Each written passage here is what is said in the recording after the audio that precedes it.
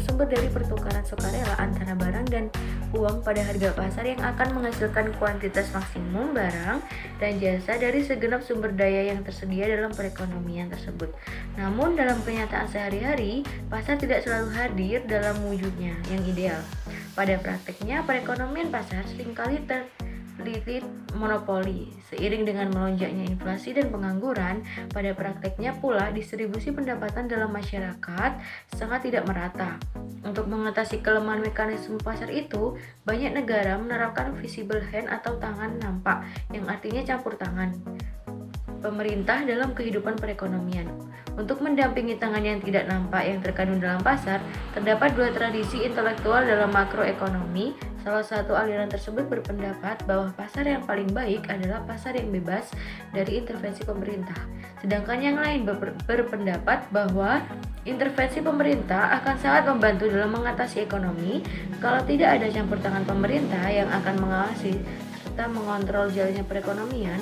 Semua pihak akan berjuang sendiri-sendiri tanpa menghiraukan yang lainnya. Semua pihak akan berlari mengejar keuntungan diri yang sebesar-besarnya tanpa peduli apakah untuk itu ia harus menjegal atau bahkan menjaga kawannya. Akibat usaha-usaha yang sejak semula sudah merupakan usaha besar akan semakin menjadi besar.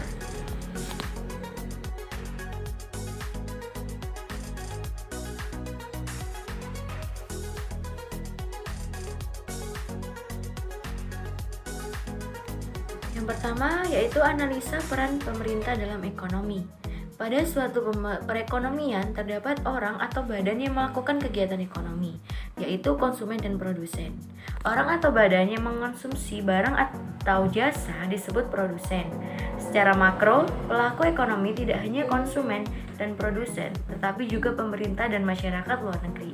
Namun kali ini akan dibahas mengenai pemerintah dalam perekonomian suatu negara. Rumah tangga pemerintah atau negara adalah pelaku ekonomi yang menghasilkan barang dan jasa untuk kepentingan publik. Rumah tangga pemerintah juga berwenang mengatur dan mengendalikan perekonomian suatu negara. Dalam menjalankan wewenangnya, pemerintah menetapkan kebijakan ekonomi guna mencapai taraf hidup masyarakat yang makmur. Kebijakan ekonomi yang diberlakukan pemerintah yaitu kebijakan fiskal, moneter, kebijakan non-fiskal, dan non-moneter.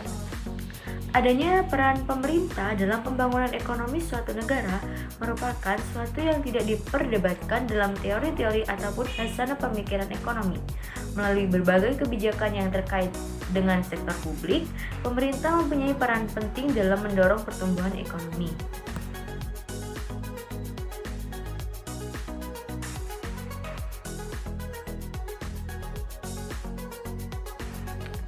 Pembahasan yang kedua yaitu terkait anggaran pendapatan dan belanja negara. Kebijakan fiskal merupakan salah satu kebijakan dalam perekonomian yang dilakukan oleh pemerintah melalui instrumen anggaran pendapatan dan belanja negara atau biasa disebut APBN. APBN adalah rencana keuangan tahunan pemerintah negara Indonesia yang disetujui oleh Dewan Perwakilan Rakyat. APBN sendiri berisi daftar sistematis dan terperinci yang memuat rencana penerimaan dan pengeluaran negara selama 1 tahun anggaran, yaitu mulai dari 1 Januari sampai 31 Desember.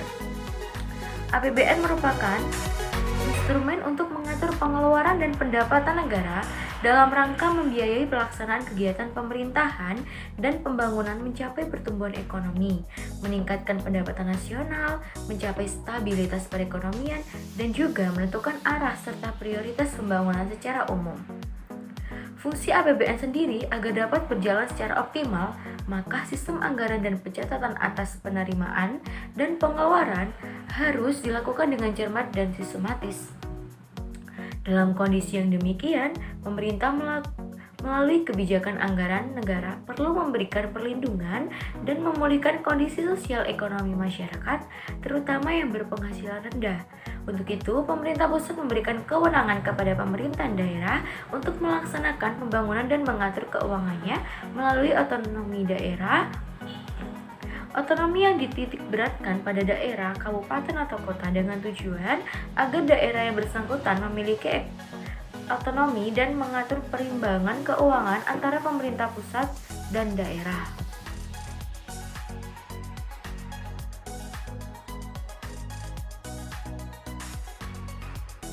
Pembahasan yang selanjutnya yaitu mengenai peran dan fungsi pemerintah di bidang ekonomi. Dalam upaya peningkatan kehidupan ekonomi, individu dan anggota masyarakat tidak hanya tergantung pada peranan pasar melalui sektor swasta. Peran pemerintah dan mekanisme pasar atau interaksi permintaan dan penawaran pasar merupakan hal yang bersifat komplementer atau bukan substitusi.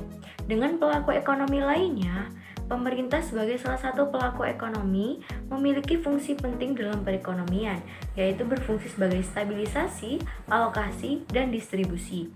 Adapun penjelasan sebagainya sebagai berikut. Yang pertama yaitu fungsi stabilisasi, di mana fungsi pemerintah dalam menciptakan kestabilan ekonomi, sosial politik, hukum, pertahanan, dan keamanan. Yang kedua yaitu fungsi alokasi, yaitu fungsi pemerintah sebagai penyedia barang dan jasa publik seperti pembangunan jalan raya, gedung sekolah, penyediaan fasilitas penerangan, dan telepon. Yang ketiga yaitu fungsi distribusi, yaitu fungsi pemerintah dalam pemerataan atau distribusi pendapatan masyarakat. Perlunya peran dan fungsi pemerintah dalam perekonomian, yaitu pembangunan ekonomi di banyak negara umumnya terjadi akibat intervensi pemerintah baik secara langsung maupun tidak langsung. Intervensi pemerintah diperlukan dalam perekonomian untuk mengurangi dari kegagalan pasar atau market failure, seperti kekakuan harga monopoli dan dampak negatif kegiatan usaha swasta, contohnya pencemaran lingkungan. Mekanisme pasar tidak dapat berfungsi tanpa keberadaan aturan yang dibuat pemerintah. Aturan ini memberikan landasan bagi penerapan aturan lain, termasuk pemberian sanksi bagi pelaku ekonomi yang melanggarnya. Peranan pemerintah menjadi lebih penting karena mekanisme pasar saja tidak dapat menyelesaikan semua persoalan ekonomi. Untuk menjamin efisiensi, pemerataan, dan stabilisasi ekonomi, peran dan fungsi pemerintah mutlak diperlukan dalam perekonomian sebagai pengendali mekanisme pasar. Kegagalan pasar adalah suatu istilah untuk menyebut kegagalan pasar dalam mencapai alokasi atau pembagian sumber daya yang optimum. Hal ini khususnya dapat terjadi jika pasar didominasi oleh para pemasok monopoli, produksi atau konsumsi dan sebuah produk mengakibatkan dampak sampingan atau eksternalitas seperti rusaknya ekosistem lingkungan. Seperti yang telah disebutkan sebelumnya, negara atau pemerintah memiliki fungsi yang terpenting dalam kehidupan ekonomi, terutama yang berkaitan dengan penyediaan barang dan jasa. Barang dan jasa tersebut sangat diperlukan masyarakat dan disebut sebagai kebutuhan publik. Kebutuhan publik meliputi dua macam barang, yaitu barang dan jasa publik dan barang dan jasa privat. Yang pertama yaitu barang dan jasa publik, merupakan barang dan jasa yang di pemanfaatannya dapat dinikmati bersama, contohnya barang dan jasa publik yaitu jalan raya, fasilitas kesehatan, pendidikan, transportasi, air minum, dan penerangan. Dengan pertimbangan skala usaha dan efisiensi, negara melakukan kegiatan ekonomi secara langsung sehingga masyarakat dapat lebih cepat dan lebih murah dalam memanfaatkan barang dan jasa tersebut. Yang kedua yaitu barang dan jasa privat, adalah barang dan jasa yang diproduksi dalam penggunaannya dapat dipisahkan dari penggunaan oleh barang lain. Contohnya, pembelian pakaian akan menyebabkan hak kepemilikan dan penggunaan barang berpindah kepada orang yang membelinya. Barang ini umumnya diupayakan sendiri oleh masing-masing orang. Selain itu, peran penting pemerintah baik secara langsung dan tidak langsung di dalam kehidupan ekonomi adalah untuk menghindari timbulnya eksternalitas, khususnya dampak sampingan bagi lingkungan, alam, dan sosial. Pada umumnya, sektor pasar tidak mampu mengatasi dampak eksternalitas yang merugikan seperti pencemaran lingkungan yang timbul karena persaingan antara lembaga ekonomi. Misalnya, sebuah pabrik tekstil yang berada dalam fase persaingan sempurna, menurut standar industri yang sehat, pabrik tersebut seharusnya membangun fasilitas pembuangan limbah, akan tetapi mereka membuangnya ke sungai.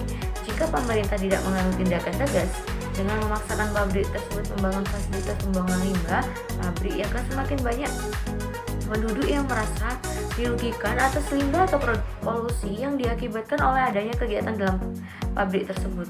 Selain memberi peringatan kepada pabrik tersebut, pemerintah juga menaikkan pajak polusi untuk mendanai kerugian-kerugian yang lain. Pada intinya, pemerintah ikut serta dalam kegiatan perekonomian supaya menanggulangi kegagalan pasar sehingga tidak adanya eksternalitas yang merugikan banyak pihak.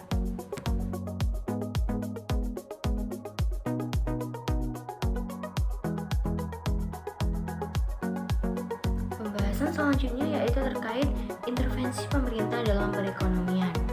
Intervensi pemerintah yaitu merujuk pada tindakan kebijakan pemerintah untuk mempengaruhi alokasi sumber daya dan mekanisme pasar.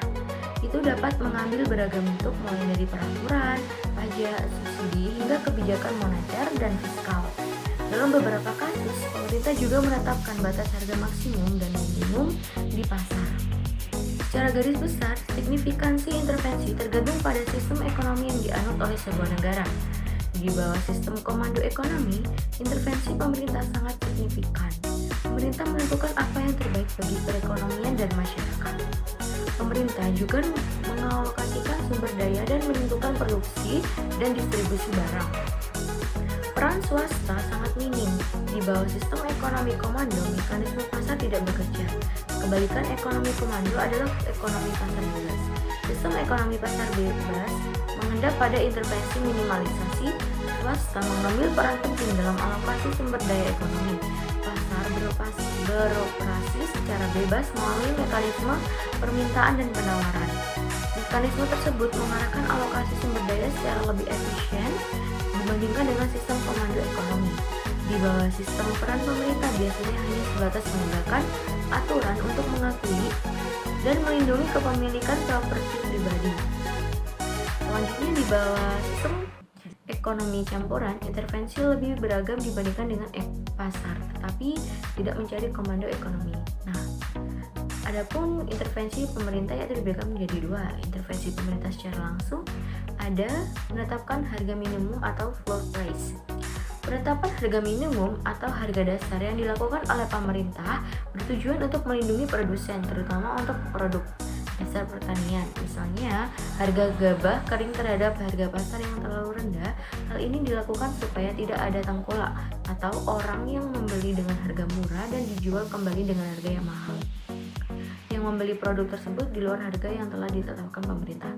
Nah, yaitu yang selanjutnya, penetapan harga maksimum atau ceiling price. Penetapan harga maksimum atau harga eceran tertinggi (HET) yang dilakukan pemerintah bertujuan untuk melindungi konsumen. Kebijakan HET dilakukan oleh pemerintah jika harga pasar dianggap terlalu tinggi di luar batas daya beli masyarakat atau konsumen. Penjual tidak diperbolehkan menetapkan harga di atas harga maksimum tersebut. Contoh penetapan harga maksimum di Indonesia antara lain harga obat-obatan di apotek, harga BBM, dan tarif angkutan atau transportasi seperti tiket bus kota, tarif kereta api, dan tarif taksi per kilometer. Yang kedua, intervensi pemerintah secara tidak langsung, yaitu ada penetapan pajak kebijakan. Penetapan pajak dilakukan oleh pemerintah dengan cara mengenakan pajak yang berbeda-beda untuk berbagai komoditas. Misalnya, untuk melindungi produsen dalam negeri, pemerintah dapat meningkatkan tarif pajak yang tinggi untuk barang impor. Hal tersebut menyebabkan konsumen membeli produk dalam negeri yang harganya relatif lebih murah. Yang kedua, yang selanjutnya yaitu pemberian subsidi. Subsidi biasanya diberikan pemerintah kepada perusahaan-perusahaan penghasil barang kebutuhan pokok. Subsidi juga diberikan kepada perusahaan yang baru berkembang untuk menekan biaya produksi supaya mampu bersaing terhadap produk-produk impor. Kebijakan ini ditempuh pemerintah dalam upaya pengendalian harga untuk melindungi produsen maupun konsumen sekaligus untuk menekan laju inflasi.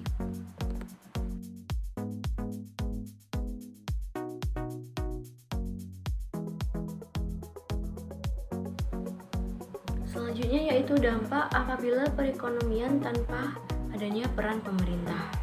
Peran pemerintah sangatlah penting terhadap perekonomian di suatu negara, karena pemerintah menentukan apa yang terbaik bagi perekonomian dan kesejahteraan masyarakatnya. Berikut beberapa dampak jika pemerintah tidak ikut serta berperan dalam perekonomian. Yang pertama, tidak adanya redistribusi pendapatan dan kekayaan. Redistribusi dari pemerintah bisa berupa program kesejahteraan seperti asuransi pengangguran, kesehatan, dan pendidikan gratis. Yang kedua, tidak adanya tempat persaingan yang adil.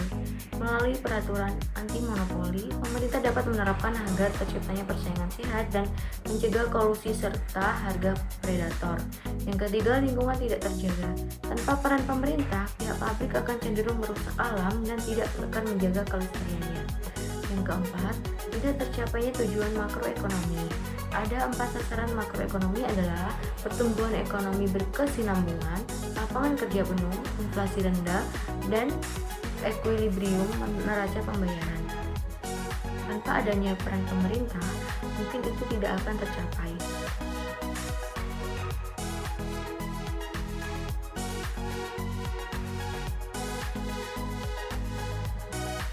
Kesimpulannya yaitu, pemerintah memiliki fungsi dan peranan yang penting dalam perekonomian. Fungsi pemerintah dibagi menjadi 3, yakni fungsi alokasi, fungsi distribusi, dan fungsi stabilisasi. Dalam kebijakan fiskalnya, pemerintah juga menyusun anggaran pengeluaran dan pendapatan melalui APBN.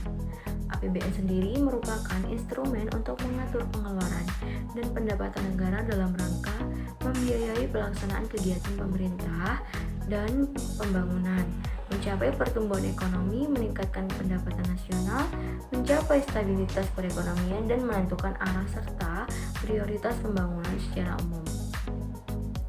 Fungsi APBN agar dapat berjalan secara optimal, maka sistem anggaran dan pencatatan atas penerimaan dan pengeluaran harus dilakukan dengan cermat dan sistematis pada intinya. Pada intinya, masalah-masalah dalam bidang ekonomi yang dihadapi pemerintah bukan hanya tanggung jawab pemerintah saja, tetapi kita sebagai warga negara yang baik semestinya ikut membantu dalam mengatasinya. Banyak cara yang dapat diupayakan, dimulai dengan melakukan program-program serta kebijakan-kebijakan. Hal tersebut tidak akan berjalan dengan baik tanpa kerjasama masyarakatnya. Untuk itu, masyarakat semestinya sudah dapat memposisikan dirinya untuk membantu supaya pembangunan yang dilakukan pemerintah tersebut berjalan dengan baik dan dengan cara tidak menjadi beban atau kendala bagi pemerintah.